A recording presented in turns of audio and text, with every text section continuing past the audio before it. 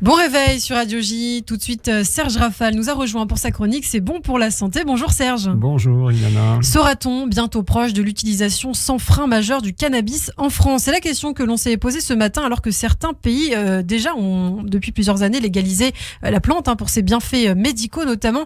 Un sujet au cœur de l'actualité qui fait controverse, Serge. Oui, c'est un sujet d'importance, Ilana, puisqu'il s'agit de la drogue illicite la plus consommée par les Français. Oui. Certaines enquêtes évoquent autour de 20% de consommateurs réguliers.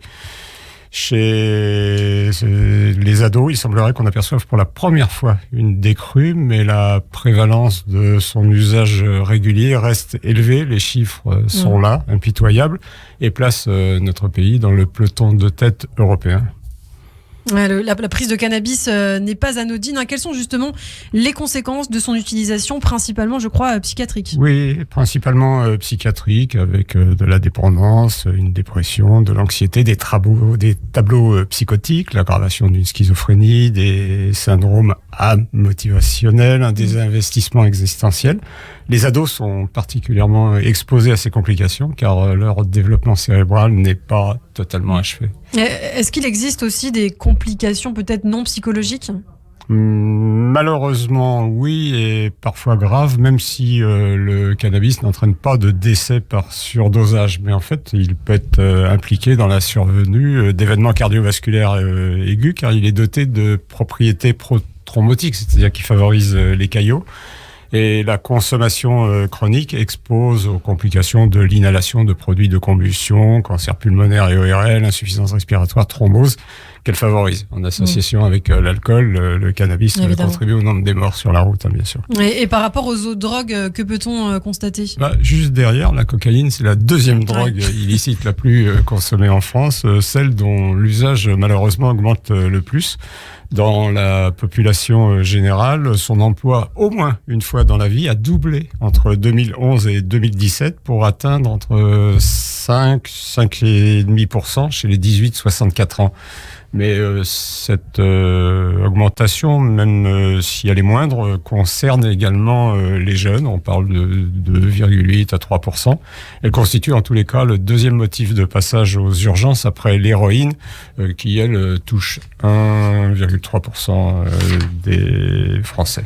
Tout cela comporte quand même des risques, il faut le dire. Pouvez-vous nous dire peut-être un mot, Serge, sur l'utilisation thérapeutique, en revanche, des opioïdes ? Oui, on en a beaucoup parlé. Ils sont utilisés chez nous contre la douleur. Il y a des mélanges qui sont des mélanges de paracétamol et de cothéine.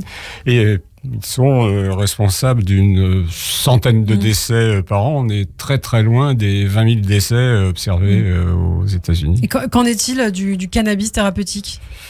Histoire complexe. Son expérimentation qui devait démarrer en septembre 2020 chez nous a été reportée à janvier 2021 en raison de l'épidémie de Covid. Elle devrait durer 2 ans, mais son démarrage apparemment a du plomb dans l'aile. Alors, on a d'abord parlé de cannabis à visée thérapeutique avant d'adopter le terme de cannabis médical, ce qui permet de parler de la finalité d'usage et pas des capacités du cannabis à soigner.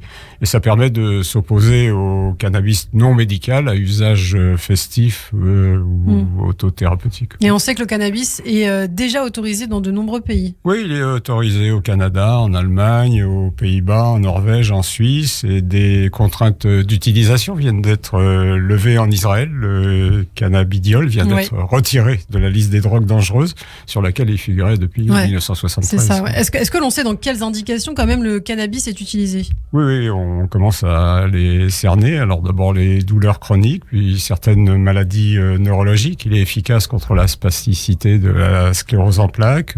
Il est utilisé dans les séquelles d'accidents vasculaires cérébraux. Et bien sûr, en soins palliatifs, en complément des autres traitements, pas en remplacement. Oui, en complément, c'est quelque chose qu'il faut préciser. Est-ce qu'on pourra peut-être bientôt cultiver, je ne sais pas, son propre cannabis sur son balcon ? Non, Ilana, je crois que nous n'en sommes absolument pas encore là. Merci Serge. Serge qu'on retrouvera dès demain pour une toute nouvelle chronique santé.